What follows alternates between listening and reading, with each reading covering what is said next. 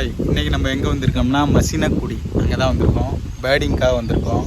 நிறையா பேர்ட்ஸ் இருக்குதுன்னு சொல்லியிருக்காங்க. பார்க்கலாம் நம்மளுக்கு என்ன கிடைக்குதுன்னு. வாங்க வீடியோக்குள்ளே போகலாம்.